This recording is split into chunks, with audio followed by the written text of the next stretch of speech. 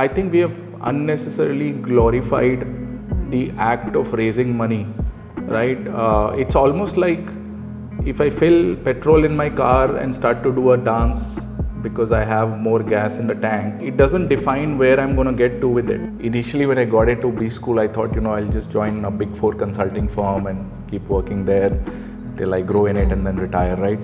And then the big 4 actually dinged me. I had this strong desire to actually come back to India.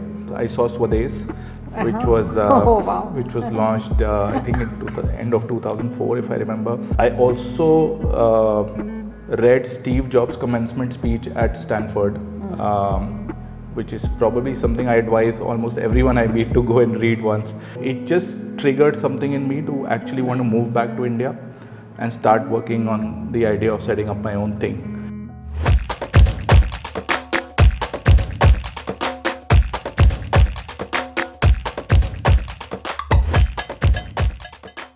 So today is the first time that I have somebody from the travel industry sitting right next to me. Being from travel myself for so long, I think it's really taken me more than 100 episodes to get somebody. So I'm very excited to get Aloke Bajpai today. He is the CEO and co-founder for Ixigo, and I will find out what is the thing behind the name of Ixigo. Is it like you go easy, or you just like in a snapshot read somewhere, or like whatever? So it's a digital platform for booking all your travel. It's making the world smaller. Mm-hmm. And I think you are one person who I know that I've been watching this space because of your very quirky commercials or your campaigns that came. So I'm sure that you did not only technologically creative, but you also focused on bringing the hearts together through your creativity. So congratulations and welcome to SecondAct Podcast. Thank you so much. It's a pleasure to be here. Yes, Aloke, thank you. I know it's an effort. I know that coming in person is taking away your time, but I'm through this podcast only wanting more and more people to know that nothing is easy. Mm-hmm. People who sit here, who have made it somewhere in life, have a long life full of, trials and errors, falling and getting trials up. And tribulations. Trials and tribulations, especially in the travel industry. Turbulence. Yes. I want to know from Aloke, if Aloke had to describe himself in 3 sentences, what would that be? Wow. I think I'm someone who's, definitely grounded in terms of knowing where I'm coming from. I grew up in a small town. So I grew up in many small towns actually. So Allahabad, Kanpur, Lucknow, and then even when we lived abroad, my dad was posted abroad and, grew up in Mombasa, small town in Kenya. Yeah. So, having grown up in small towns, kind of came to define my personality, and I still feel my roots are in smaller towns, even though I live in Gurgaon, Delhi now. ये भी तो गाँव है. ये तो गाँव है. Gurugram. I think I'm also very curious. I was the kind who would, since I was a child, start tinkering around with things. If I had a toy, just open it up, figure out how it works. I read a lot. I got my first encyclopedia when I was 8.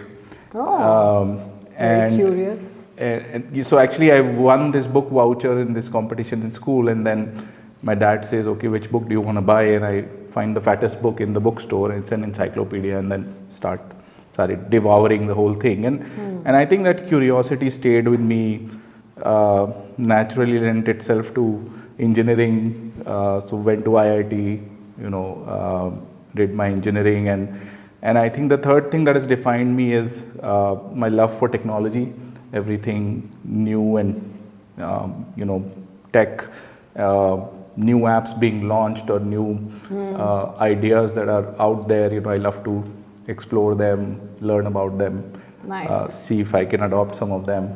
So that's been who I am. Yeah, so thank you for that introduction. I know that technology has been the forefront of of course, also travel. And I think you have been innovative in bringing in a lot of technology there. So, what is changing? I mean, what is changing? Because technology is changing so much. What's changing when you talk about what you do, from travel to your personal life to technology today? What's changing? So if we look at the ubiquity with which technology now pervades our life, right? And we are one lucky generation that has seen times when we used to just land up at someone's door and knock and not have to call someone. And in today's world, you first have to WhatsApp someone before you call someone. I know. So I think we've reached a point where technology is no more sort of a distinct part of our lives. It's actually very much a core part of our lives, right? And thanks to these smartphones in our pocket or the laptops on our desk, I think we are always connected. We are always on. We always want to know what's happening. Could be a feed on Insta or Twitter that you're always scrolling on. I know. And I think this has actually made people more efficient, but B, also more paranoid in some ways. Because there's a lot out there that you don't understand and you want to be careful about, etc. But net, I think it's something that I believe is for a force for good, right? I mean, we always find ways to put guardrails around the dark sides of technology, but I think net, if you look at our productivity, you look at our ability to bring ideas to life, all that has just accelerated 1,000%, right, in our lives, and continues to accelerate with AI and all the new stuff that's coming next with ChatGPT. So I think it's a force for good. It's exciting, something to look forward to every day, and the best is yet to come. It's yet to come. Okay, I'm wondering what is yet to come. So I wanted to ask this question, of course, when we started off. What's the meaning of Ixigo? So Ixigo so I'll tell you the real story. Back in the days, we wanted a small 5-letter domain name, and we also wanted to connect with travel. So my co-founder actually ran a program that found all the 5-letter domain names which had the word go in them, and which had somewhat pronounceable name, right? And we chanced upon this as one of the probables. And we really liked it. We loved the X factor in it. So Ixigo was a domain name that existed and which was 5-letter and which we really liked. That's the real story, although we retrofitted the I explore, I go narrative on it. Nice. So yeah, I mean, I think beyond a point, more than the name, it's really whether you're able to add enough value for someone to tell each other about that product. We all should remember Google was a misspell on a check that the angel investors wrote, and that's how their name came into being, right? So I think it's a funny story, but we actually wrote a script to find this name. So much has happened, I'm sure, since you got into this. Where do you see travel going from here? So travel is one industry where technology adoption happens in longer cycles, right? If you see, the airlines were the first to bring in global distribution systems, and I used to work for Amadeus, which is one of the leading global distribution systems. So started in the 60s, 70s, and then accelerated in 80s, 90s, right? As to how can you book an airline ticket without having, to write a piece of paper. And we've all seen those handwritten tickets, right? And I think then hospitality adopted it very quickly, and you saw hotels being able to do reservations on systems. And then came the internet, right, in the 90s, and early 2000s is where the adoption really started taking off. And I actually joined Amadeus at a time when we were transitioning from the green screen, where you typed long commands, of course, I remember, to the browser. And what led to that transition was actually cruise line booking, because you can't sell it on a green screen, right? You want people to see what those state ballrooms and all those nice amenities really look like, right? So I was actually part of the first cruise booking engine written for the web. back in 2001-2. That's how it started for me. But if I compare with those times to today, I think for many things in this industry, the adoption of technology hasn't happened at the same pace as what has happened in, let's say, search or horizontals or even to some extent in e-commerce, right? If you went to an online travel agent website, an OTA website in mid 2000s, right, when they were just coming around, and if you go to one today, it's not like things have changed radically in how they work, right? In certain areas they have, but I think the pace at which the travel industry can adopt technology, especially when it comes to mobile internet, when it comes to serving post-booking use cases, right? It's not about just selling the tickets. I think that momentum has only started catching up in the last 6-7 years, right? For the longest of time, things were moving at a very slow pace there when it came to technology adoption. But I'm very excited because we are now at a global airline online sales penetration, which is above 50% of tickets booked, right? If you look at hotels also, many countries it's touching 20-25% of hotel bookings happening online, in India as well. And other categories, like if you look at rail bookings in India, IRCTC was actually the pioneer of online travel commerce in the country, and now we are one of the large travel players selling train tickets as well. Almost 83% of train tickets for reserved tickets are being booked online, right? So I think we have seen a massive shift in consumer behavior. We have seen people lap up the fact that I don't need to go and stand outside a railway station or actually pick up the phone and talk to a travel agent anymore. And I think it's just a start. We believe that travel is still an unsolved problem, given how complex it is, right? From the time you think about a trip. I love it when you say unsolved problem. To the time you come back from the trip, there's just so many broken experiences, and I think there's still so much to do. Yeah. Yes, because I've been a person who was leading loyalty for fantastic brands like Lufthansa and Hyatt. And I know that loyalty has transitioned so much ever since. It's changed over so much. And how do companies like you, especially in the age of such a big shift of what is available and the dynamics, how do you really feel that loyalty is there, not there, is something that no, I think loyalty especially in travel is very important, because if you think of it fundamentally, people don't travel that frequently, right? I mean, the average would be 4 to 5 trips a year, even for the people who do travel a lot, right? So for an infrequent use case, unless you build some means of loyalty, by the time the next booking opportunity arrives, right, you might lose that customer to someone else, right? And I think the classical way of building that has been through some sort of reward system, point system, etc. But I'm in the camp which believes that loyalty gets built by how good your product or service is, right? That's the baseline. I think a reward system or any kind of point-based system is only like a cherry on the top. But if your product or service is so good that people go and talk about it, you are unlikely to lose your customers, right? So I think that's where post-booking experience, the in-trip experience, it matters a lot. And very few brands spend enough time thinking about, okay, once the guest has checked in, what's the experience going to look like? How can we be better than our peers on that? Or even the airline industry or the train world, right? Like once the person actually reaches the airport, there are still so many broken things, right? And how do we solve for a delay or a cancellation in the most efficient way?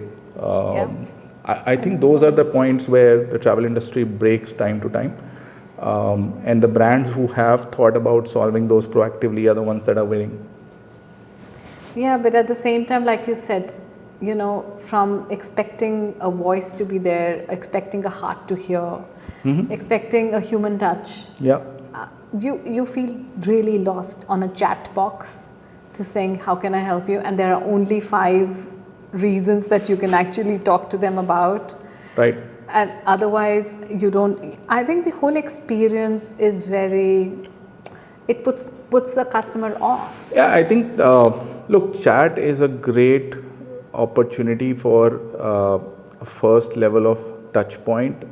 It needs to be open-ended. You need to be able to converse with it just like a human. Yeah. That's the whole idea. I mean, Yes. if it ends up being a multimodal dialogue and you're like clicking on a button and then getting 4 more options, I think that's not how it's supposed to be designed. So when we launched our chatbot called Tara back in 2017, we just thought that at some point the customer shouldn't be able to distinguish whether they're talking to an AI chatbot or a human. Otherwise, we fail at that, right?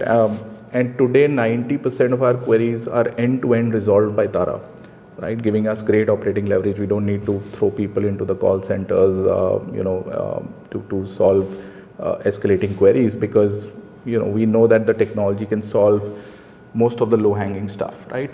Where you need a complex interaction, where you need a real-time, here and now,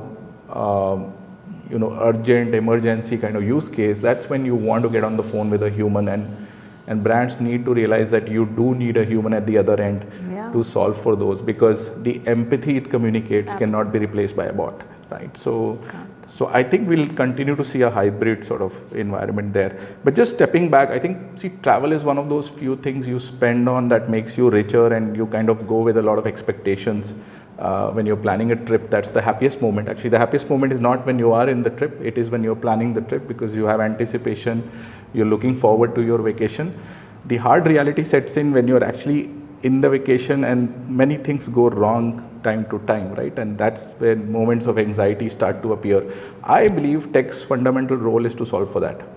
Because if we're not able to preempt and solve for that, then no matter how many tickets we sell, right, we would have failed in our mission.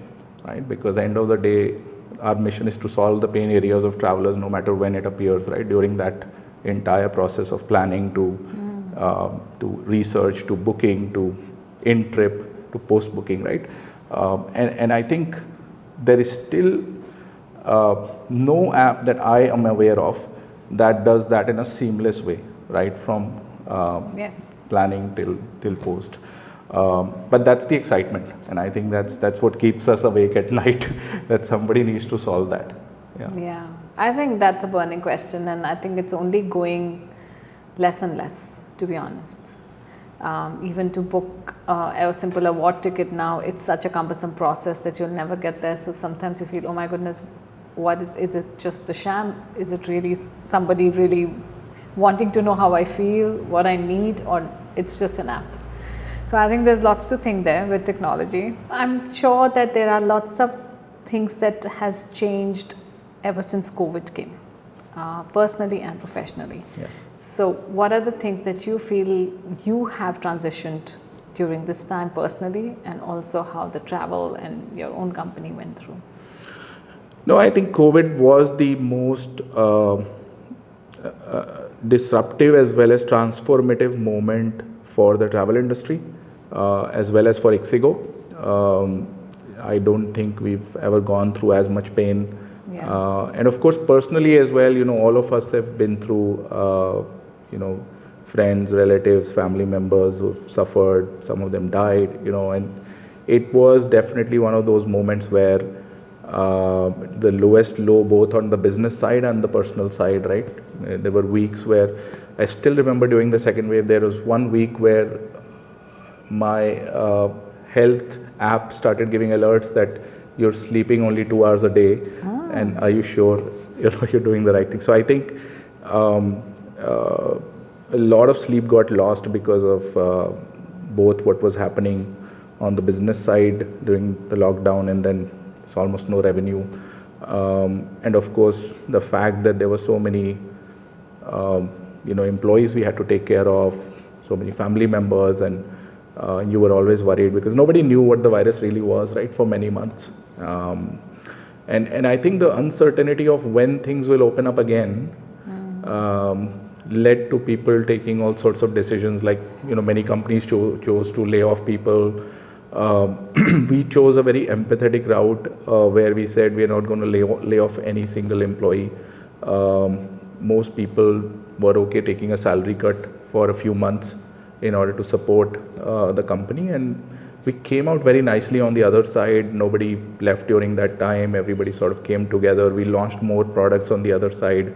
We came up with something called Ixigo Assured, which gives you a full money back guarantee on flight bookings. When you book and cancel, you get your full money back. We built this product in-house, and many such things, right? So I think that was a moment which brought people together. It developed more empathy. Empathy used to be one of our core values at Ixigo, and that moment we really lived up to it, and people came together, worked harder remotely. We continued growing on the other side. I mean, today we are sitting at more than 5x of pre-COVID scale, largely because of what we did during and after the crisis, right? But those were the darkest days. Tell me, what are the 3 values you feel that holds Aloke? What are the 3 values that you feel you have? So, I think I've been lucky to be born into a family where people were very religious and spiritual. My parents have had that kind of upbringing as well, and so I think that keeps me a little, I would say, less carried away by either success or failure, or less demotivated by failure, and resilient in a way, right? Because beyond a point you realize that there are many things not in your control, and you just have to believe in things and soldier on. So that's one of the core value, you can say, resilience. I think the second would be the fact that we are always paranoid about the future, and disrupting ourselves is very important to us, because if you look at our journey, we started as an app or a website where you could search on other websites, right? A meta search where we would search across all the OTAs and airlines, tell you where to book. And then we became a trip planning site which had a lot of content. Then we launched a train app, which today is the most downloaded travel app in India, the Ixigo train app. And then we kind of, on the other side of the pandemic, turned profitable, acquired a couple of companies. Now we are also in buses. We are the second largest bus player. And now we're the second largest OTA by the number of tickets sold or revenue every year, right? So we've gone through this entire transformation from, like, the company today doesn't look anything like the company 3 years ago, and that doesn't look anything like the company that we started, right? And I think 3 years from now, the company will not look anything like it looks today. Sure. That's the only reason why we are where we are. So I think this ability to always be paranoid and question what you're doing, and always not be shy of putting your bet on something new is something that I've always been supportive of. Like, we just keep toying with new ideas, launch things every year. Some of them work, some don't. And this same philosophy you see in our videos, right? Yeah. Like, we keep coming up with these viral videos. Right. Many of them don't go viral, but the idea is to build content that is share worthy. If some of that content works, millions of people will watch it. You'll get those eyeballs virtually for free. If it doesn't work, nobody saw it anyway. So, the important thing is to keep experimenting and keep finding those, what's that next big thing that could be so big that it will become what you do. Like, the train app was actually a hackathon project. We built it in a few weeks, launched it. Wow. It just worked. We got millions of downloads, and we said, let's bet our future on this, right? And I think that DNA is what keeps us going. I've never been shy of taking those sort of small risk with big outcomes. And the third is just the fact that, I think we should never get too ahead of ourselves, right? I have realized that it's important to keep the goalpost only on how we actually are able to deserve the right to win our customers, right? Because there are many goalposts people define. It could be valuation, it could be getting X number of on revenues or on customers, etc. But the goalpost for us has always been, our customers who are using it, enjoying it, loving it, to the extent where they'll tell others about it, right? And I think that gives us a lot of joy. And one way I have lived up to it is, you will find me active on Twitter, replying to customer queries. If there's an angry customer, I might be there listening to him myself, right? Yeah. And I enjoy doing that, actually, because there is no more precious interaction than talking to your customers. And I want to continue doing that no matter how big we become, right? So, because that's what has brought us here, right? I think Very just nice. caring for our customers has brought us here. So, I would say these three things here. So I want to know that there are times in life which changes the way that we think or we become. Are there any highlights in your life that changed you as a person, transformed you in your thought process?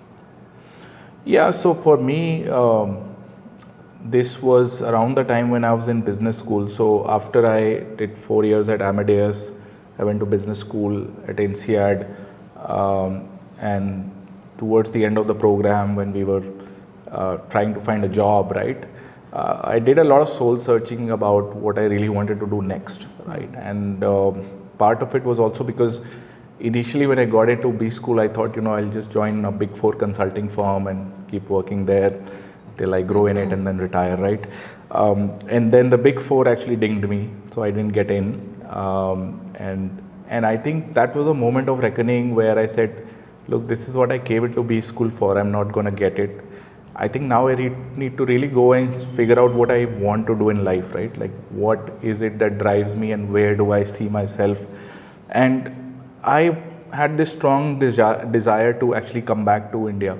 So I'd been working abroad for almost 4 years, then did my B school again abroad for another year, so almost 5 years out of the country. And around the same time, 2 things had happened. One was I saw Swades, which was which was launched I think in end of 2004, if I remember, early 2005 probably. So I saw that, and I also read Steve Jobs' commencement speech at Stanford, which is probably something I advise almost everyone I meet to go and read once. And so the connect the dots thing that he's talked about, like connect the dots in your life, and the dots only connect backwards, and the stay hungry, stay foolish bit, right? Those 2 things stayed with me. And I started connecting the dots, and I said, look, every time I open the newspaper in Europe, it talks about India and China, right? I'm an Indian, I've worked abroad in the travel industry. Maybe my destiny is to move back to India, do something in travel, and I love technology, so maybe something in travel technology. Swades movement, like light your bulb, go back and light your bulb. And I think those things happened around the same time when I was coming out of B school. So it just triggered something in me to actually want to move back to India and start working on the idea of setting up my own thing. Otherwise, I would, had followed the traditional B school path of consulting, banking, or industry, and the rest. And I think that moment really defined that decision wasn't easy, because there was a path outside. I had a couple of job offers that would have been outside of India in a very different career trajectory, but chose to just move back without anything in hand, just moved back here and started figuring out what to do. Yeah, and as they say, this is the right time to be in India anyway, because things can only go up from here. Absolutely. You believe so too? I think this is the most exciting time. If there are young entrepreneurs watching this, right, or even wannabe entrepreneurs watching this, this is the best time. This country has all the ingredients for a few more decades of very high growth. We have the youngest, most educated population on the planet, right? I mean, the number of people who have degrees here coming out every year, the number of engineers, doctors we are producing has always been the potential, but a lot of them used to go abroad. But today the opportunities are to stay back in the country and build. Most of the ingredients which the Western world used to have access to and we didn't, those boundaries have eroded because of the internet and because of now artificial intelligence. I can sit and program with the same opportunity of success as somebody in Silicon Valley, right? With the Yeah, same tools, absolutely. the same tools, in a market that's going to continue remaining more buoyant than what's happening in the Western world. So I don't think you should flunk this moment. If you're thinking about it, just go and do Yeah. it. It's actually that moment of time when it all the dots connect, right? And also I believe that we are sitting at a time where some of our assumptions on how businesses will get built are going to get tested dramatically because of AI, right? Because of the fact that two people in a dorm room can actually launch something which can have millions of users within weeks. It's possible, and it's not been more possible ever. So I think it's that moment in history where you'll look back and say, okay, a new industrial revolution was starting and we didn't realize it. That's how I feel about this moment. Yeah, so true, and I believe in it too. But of course, you touched upon the young entrepreneurs, and I want to know from your life, what are some things that you want to talk to the young entrepreneurs today who are just stepping in or just about stepped in through your life experience? Yeah, I think we have to be very clear about what we are chasing in life, right? When I meet some young people today, I think the clarity of what they're looking for, is it money, is it fame, is it learning, is it building something for others? You need to identify, what is that emotion that drives you. And I can guarantee that people who think of entrepreneurship as a way to get rich, quick, it's actually, there are faster ways to become rich in life, right? I can guarantee you that, and less painful ones as well, right? Really? We'll talk about that. Yeah. I mean, I want to know. this is a very painful journey, right? No big company has been built in less than a decade, right? Very few examples of first shot success stories. Everyone had to pivot painfully. You look at the most successful companies out there, and they've had very painful pivots.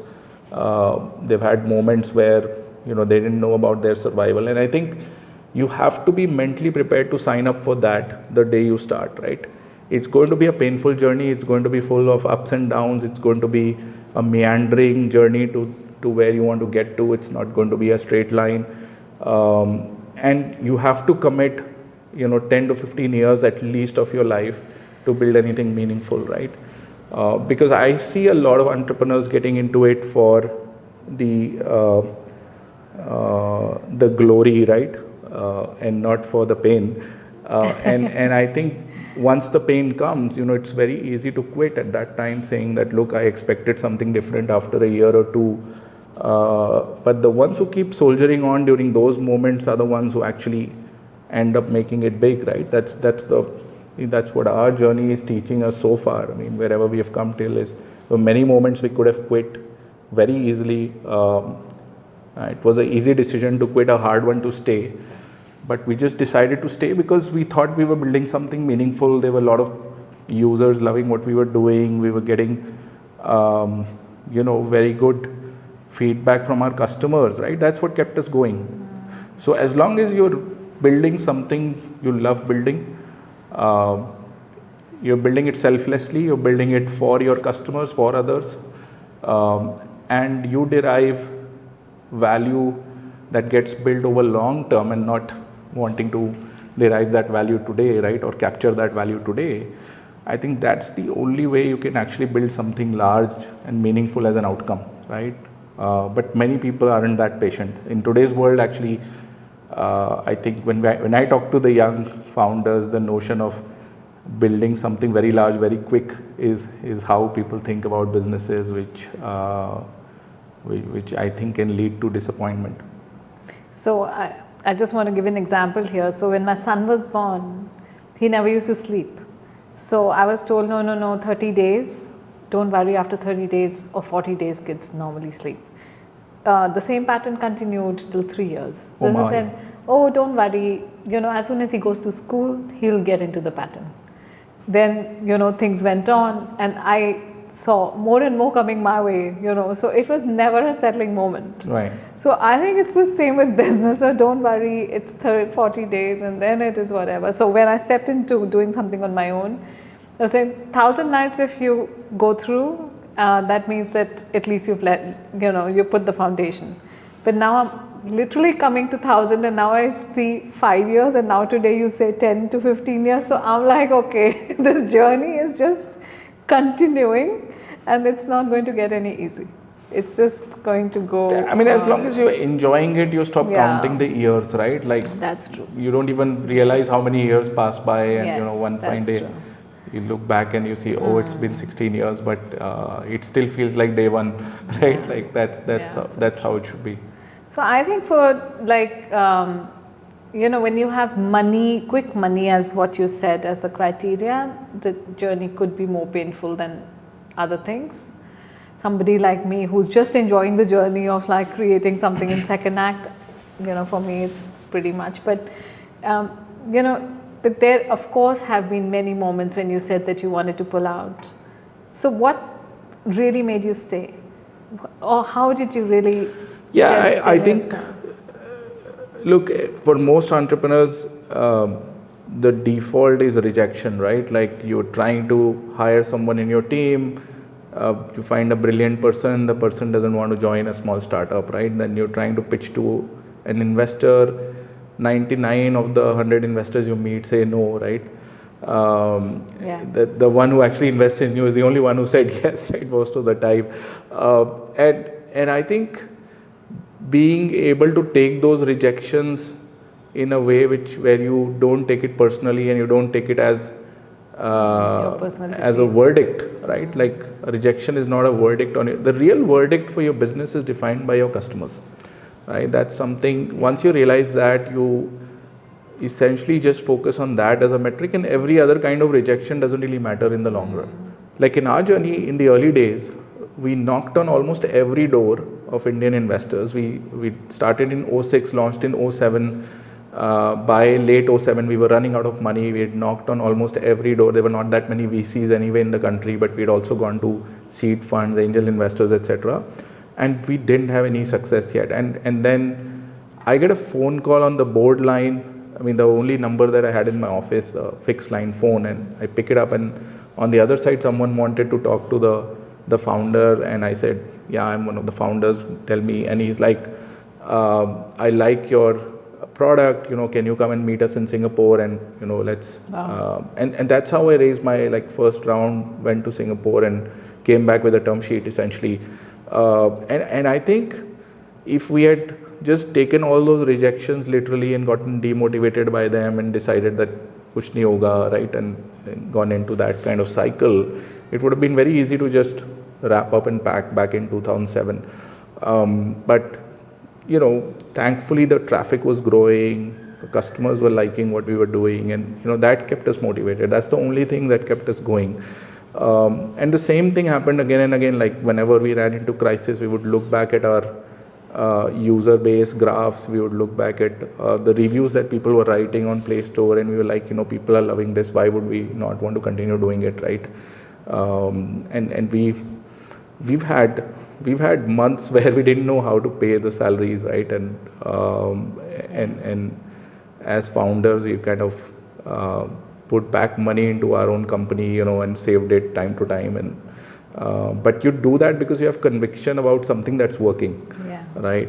Even if the other people around you or the world cannot see that with the same level of conviction, it doesn't mean anything, right? I mean, as a founder, you need to have that conviction to continue going. So nice. So tell me, of course, talking about funding, thanks to the Shark Tank world or the so many conclaves, seems like funding is like everybody can get it, and the people who can't get it, they feel really, like, am I doing the right thing? So is it as simple as just getting funding like that? See, so what is this world of funding actually? Yeah, so I think we have unnecessarily glorified the act of raising money, right?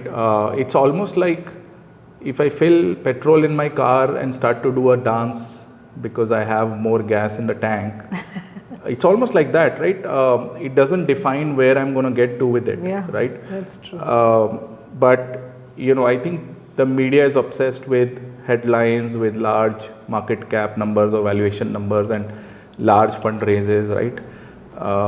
I still remember in one of our fundraisers, we got a very tiny mention because the journalist at the other end said, "Oh, it's a very small round," right? Like okay, fine.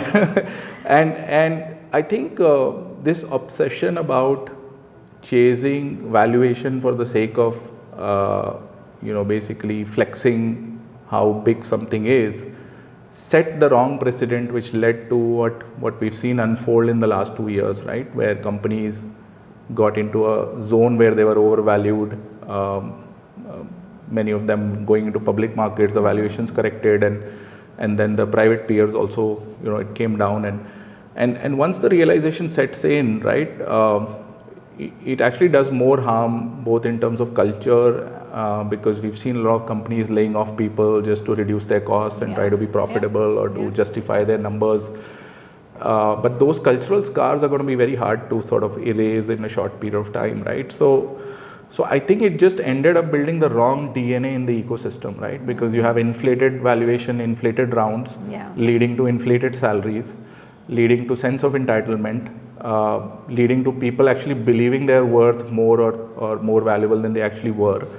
And the moment the reality set in, the house of cards started tumbling for many, and a lot of people lost jobs, unfortunately. And then, I think as an ecosystem, it did do some damage and dent for everyone, right? Even the companies that were running with stronger fundamentals, obviously, everyone is looked at the same way at this time, saying that, look, these guys were smoking their own Kool-Aid, right? Like basically, and I think partly it's, the investor community, obviously we can't put all the blame on them, but it's like both sides. But there was a moment of time where I believe the only thing that mattered for everyone was, what valuation a company has. Not what culture is built, not what values it has, not the customer love that it's getting, or the product or service it's built, or the uniqueness of what they do. Those things just became like a sideshow, right? And I think this 2021 moment or 2022 moment, as in when the reality started setting in, was very much the need of the hour, right? I think we will end up building more sustainable, more fundamentally well-run businesses, more profitable businesses on the other side, because that realization has started setting in on what matters, right? At the end, businesses get valued by future cash flows. And no matter how much you push out your profitability, at some point you have to get there, right? And as people have realized it, we've seen the DNAs also, the culture also start to value those things more than, just chasing the valuation metric. Lovely. Yes. So please, people who don't get the funding, don't think that this is the only world that exists. Not at all. Not at all. Aloke, this is a second act podcast. What does the term second act bring to you? I think it brings the point that I talked about, which this is my second act, because, my first act was working for someone else. I was working in a large corporate, and my second act is where, I'm trying to be the the person who's trying to drive things and serve customers directly with every action of mine. And I'm loving this because the impact we are creating in this second act, where most of our audience comes from tier 2, 3, 4 towns. And when we see someone from a small town like Ranchi or Etawah or Itarsi, come and praise something that we did for them, it just brings a different level of joy, right? So I'm loving this second act, and it's just the start of this second act. Let's say Act 2, Scene 1. Act 2, Scene 1. Wow. Thank you so much. So I want to just, of course, wrap up. We've given a lot of time. So there will be just a few more questions to know you better. We call it a rapid fire round. So be as short, crisp as you can. Okay. And you might win a hamper. You never know. So, okay. So travel to you is? Joy. One thing that keeps you motivated? My kids. Me time to you is? Being with my computer or smartphone. That's your me time? Yes. Okay. Don't have this kind of me time. All right. Okay. One book that you've read, do you read? I do read a lot. One book that stays with you then, or you remind yourself of? So there are many, but if I had to name one, then the hard thing about hard things. That's a book which I go back to very often because we've been through many hard things ourselves. And if I had to name a second one, I think the autobiography of a yogi. Yeah, absolutely. That's a book that really changed my perspective on things. Yeah. So your favorite travel destination? Oh, again, there's so many. I actually lived in France, and it still is a place where I find solace. Whenever I go to really Paris or Paris solace. Okay, yes. That's sweet. and the south of France. It's like Chandni Chowk and solace. There is something charming about being in those medieval buildings with music playing on the road or in the subways, and you have to be in the right parts of Paris to experience that. Yeah. But even the south of France, that's where I lived for 4 years.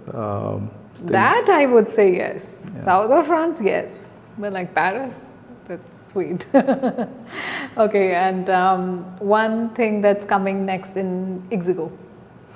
There are many. So I can talk about two of them at least. One is we just launched an EV-based bus business called FreshBus, which we've backed, and it's basically intercity buses that run on electric buses. So our vision is that 40% of Indian buses need to be green fuel enabled as per the government plan by 2030. And our vision is that we would be one of those drivers of the change on intercity routes. Wow. So we've deployed these 400 kilometer range buses that we've just launched from Bangalore to Tirupati, and then we'll launch from Hyderabad to Vijayawada, and then many other routes, including the north, are on the roadmap. But we'll be running like 1,000 buses within the next 3 to 4 years. So these are your buses? We are actually doing a full stack bus business where we are actually the operator. We run these buses, and these are called Ixigo buses? Or? They're called FreshBus. Oh, the FreshBus. Yes. Why fresh? It's a fresh experience. You have to try it. And these are these Volvo type of sophisticated buses? These are air conditioned electric buses, noise free, very comfortable, 45-degree reclining seats. Nice. Charging ports on every seat, it's pretty modern buses. Nice. Best of the line, and we are basically trying to connect cities within 400 kilometer range, pan India, starting from the south but eventually to the north. The vision is to have like 1,000 plus buses on the ground within the next 3.5 years. Wow, very nice. Between Delhi and Gurgaon, also think about it. We won't do those short routes, but it's not short, it takes 2 hours. It's temporary. I mean, normally it takes like 30-40 minutes, but the other thing we are excited about is we actually are toying with ChatGPT based products. One of the products that we just launched is called Plan. So if you go to ixigo.com/plan, you can actually plan your trip in a conversational manner. You give us give us your constraints in a text box. We will come up with your trip plan with all the ideas. Wow. It actually works very, very, very efficiently. I've done it for my next trip. I've actually used that. Wow. And I highly recommend all of you to try it out. Try the plan. Yeah. Ixigo plan. Yeah, Ixigo plan. So thank you so much, Alok. It was very nice knowing you, your, I would say, culture, your values, what you stand for, how you actually paved your life. It was quite interesting, and many more to you, I would say. Thank you so much, and it's been great on this show, and good luck for your second act. I know. I'm enjoying it. I'm enjoying it, and I think the second act journeys are always more interesting than the first acts because we are open to discovery. All the time. So may you discover many acts. And may you travel a lot. May I travel a lot. I've traveled so much. Thank you so much. Okay.